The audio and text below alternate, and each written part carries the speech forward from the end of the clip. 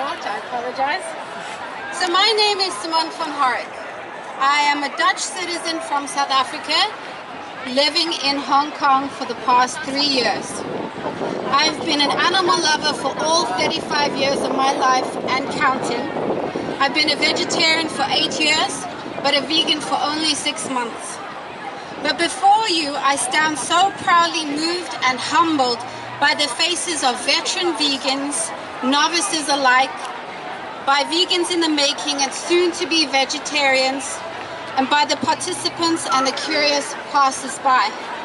While our backgrounds, our colors, religions, histories, and stories all differ, we stand united by our unwavering compassion for all beings and all life. What is truly inspiring about this group is that we cannot be boxed or categorized, we cannot be stereotyped or reduced to a single predictable statistic.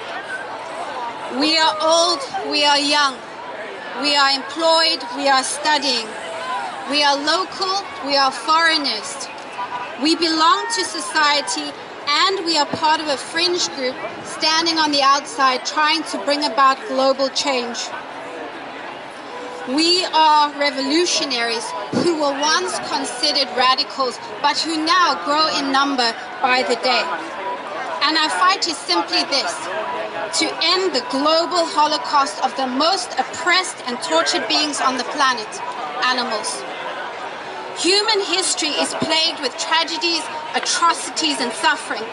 As long as distinctions and divides exist, so too do the subjugation, control, humiliation, and extermination of classes. Race wages war against race, country against country, and neighbor against neighbor. And yet, the most violent, horrific, and torturous oppression of a class of being exists against the group labeled animal. Animals are the most overlooked, oppressed, and devastated beings on the planet. And until they are granted personhood, they will continue to be violated in unspeakable ways. Until they are no longer labeled property, they will continue to be tortured for pleasure, for entertainment, for profit, for sport, for taste. While they are still viewed by so many as merely commodities, humans will continue to abuse, torment, cage, and slaughter millions of sentient creatures globally each year for our own selfish needs. Ironically, as people, we pride ourselves on our humanity, our compassion, and our ability to think, to feel, and to create. We call ourselves noble, but as Buddha believed, one is not called noble who harms living beings. By not harming living beings, one is called noble. Despite this, our compassion, our humanity, and our self-proclaimed nobility remain contingent on the belief that we are superior and that all other beings exist in the service of our needs. But how quickly we forget our compassion and humanity when confining creatures to spaces no bigger than their own bodies, or when we limit their movement so much so that their bodies wither and they languish in prisons that we so proudly created. What exactly is compassionate and humane about subjecting animals to physical, emotional, and sexual abuse day in and day out? How can we call ourselves superior when we violate the rights of the very creatures we were meant to protect and care for? Dominion over animals does not mean domination over or the destruction of all non-human species. How can we call ourselves evolved and still run sharp blades across the throats of panic-stricken animals? Or when we rip the flesh and the skin from their bodies, all in the name of flavor and fashion? How dare we call ourselves compassionate when we ignore the blood-curdling screams of animals desperate to live as we beat, electrocute, forcibly impregnate, maim, mutilate, and exsanguinate them to death? How do we presume to call ourselves superior in thought and feeling when study after study has proven that animals possess the exact same cognitive and emotional processing centers of the brain as humans. When we ignore the desperate cries of dairy cows as their babies are snatched from them moments after giving birth, only so that they can continue to produce milk and then be forcefully inseminated again in an endless cycle of rape and kidnapping. When we turn our backs on pigs who quiver in sheer terror and still fight with every fiber of their being to escape the most violent death that they know is coming. When we turn a blind eye to the suffering of farm animals just so we can savor the fleeting flavor of their flesh for a few brief seconds before we forget about one meal and move on to the next. When we cheer and shout as once wild beasts are whipped, tortured, abused, intimidated, and crushed into submission, all so they can perform unthinkable acts simply to entertain us. Or when we finance the kidnapping, imprisonment, drugging, and unrelenting abuse of big cats, all for a few selfies with the real kings of the jungle and the apex predators. How can we call ourselves enlightened beings when we purchase pets from breeders or smugglers, and we profess our love to them, all the while knowing the neglect and pain inflicted on them on farms and during the smuggling process? And while so many beautiful yet unwanted animals are surrendered to kill shelters to be destroyed simply because they are deemed undesirable. Is it truly compassionate to thrust daggers and spears and arrows into the hearts of soulful sentient creatures, to shoot bullets into the cognizant and processing brains of thinking and feeling animals, or to allow fish to suffocate and die in excruciating pain and fear, all in the name of sport? What is compassionate about kidnapping and confining wild animals to zoos and marine parks so they can suffer emotionally and physically, isolated and alone in their cemented and corrugated prisons, visited only by belligerent spectators who jeer and flash their cameras, all under the guise of education and conservation? How dare we call ourselves advanced and still subject innocent beings to the most abhorrent tests for our cosmetics and our vanity and for the advancement of science? How can we be civilized and still taunt, mutilate, and dismember animals in so-called holy religious ceremonies? The God I believe in is appalled. The humanity I believe in is ashamed. We cannot call ourselves compassionate and superior and still ignore the suffering of others, or look away when images upset us, or condemn and try and silence anyone who speaks out against these horrors. And make no mistake, what we do is the stuff of horror films, especially because we choose to participate and to remain complicit in these evil processes, and because each process and every animal product is redundant and completely unnecessary now in this technologically advanced society. There are so many animal-free alternatives. So when we choose to consume animals or animal products, consciously or subconsciously, we become the monsters. We are the villains in a story that never ends in happily ever after. And just because we've always done it, just because it's always been tradition or culture or law, doesn't make it right. It doesn't mean it should continue unabated. Many frightening cultural practices and laws were upheld across the world for decades, governing the ways certain categories of people were treated and the rights that they were or were not allowed to possess. Thankfully, many of these despicable traditions and laws have changed exactly because of groups and revolutions like this one. Movements that have fought tirelessly to overthrow practices that harm instead of heal, and that result in death rather than preserving life. Societies have evolved. Laws have adapted and changed. Cultures have become more sophisticated, but there's still a long way to go.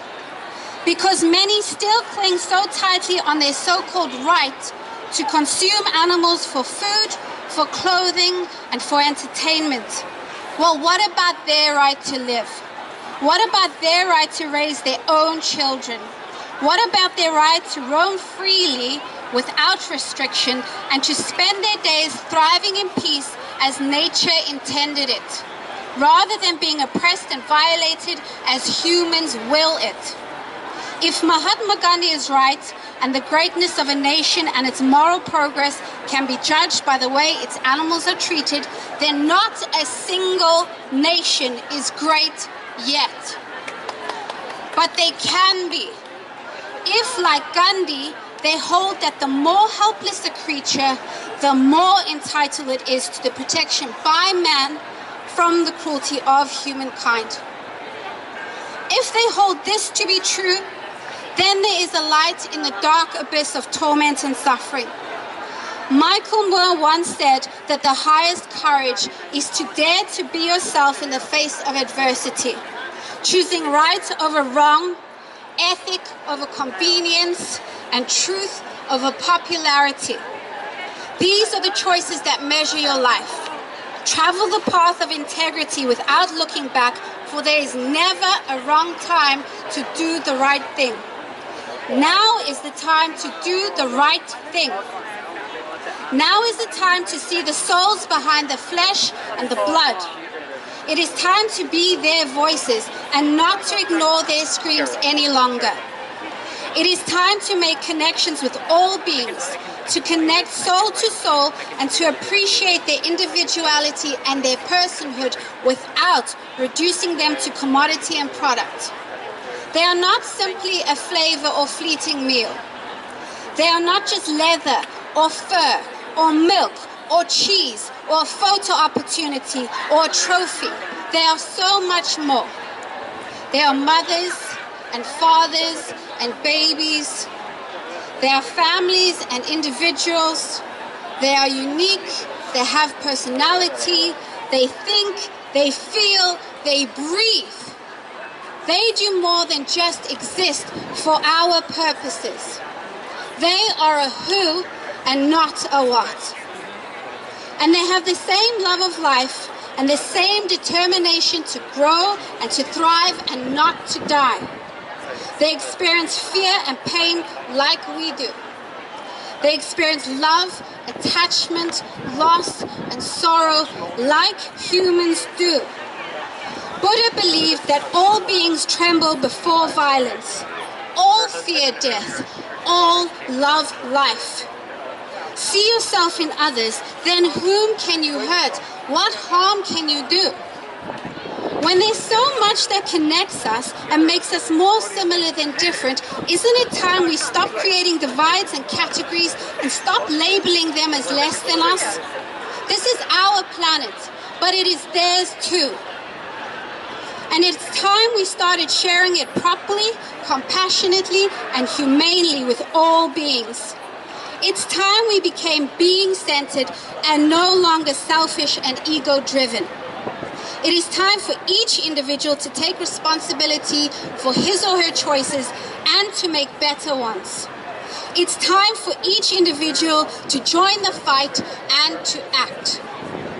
In all honesty, though, the fight we implore each person to join isn't easy, and it shouldn't be. When you stand between entire industries and the billions upon billions of dollars that they earn annually in these nice, nightmarish factories, farms, ocean and animal parks, and hunting grounds, you are bound to make enemies. When you reveal the truth behind the lies, you threaten big business's bottom line because they rely solely on the consumer's gullibility and their susceptibility to propagandist advertising. They don't want you to know the truth. They don't want you to think for yourselves. And they don't want you to see what happens behind the high walls and the electric fences. But industries can change, and it's time that these industries actually do. And as for the individual consumer, you will meet resistance there too. For individuals need to be shocked. they need to be shocked awake. They need to be rattled in order to escape their comfortable confines of their carnist bubbles.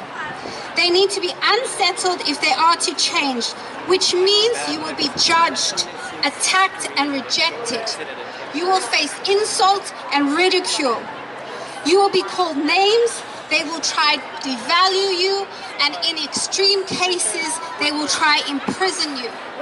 But as Martin Luther King Jr. shared, never be afraid to do what's right, especially if the well-being of a person or animal is at stake. Society's punishments are small compared to the wounds we inflict on our soul when we look the other way. So stand strong and united in this battle between life and death, and take comfort knowing that you belong to a powerful global community. So you will never, ever stand alone. As Norman Mailer correctly stated, revolutions are periods of history when individuals count the most. You count the most in this animal rights and this vegan revolution. And it is an honor to stand beside each of you. I'd like to end with the immortal words of Sir Winston Churchill. And although I've taken a lot of poetic license with these phrases, the message is clear. We must fight until the end, until every cage is emptied and every animal is free to live in peace without fear of abuse and murder. We must fight. We shall go on to the end. We shall fight on the land, the seas and oceans. We shall fight with growing confidence and growing strength. We shall defend our animals and our planet, whatever the cost may be. We shall fight against the factories and slaughterhouses. We shall fight against the labs. We shall fight against the farms and in the streets and the restaurants. We shall fight in the ocean parks, the zoos and circuses, and we shall never surrender. Thank you and God bless.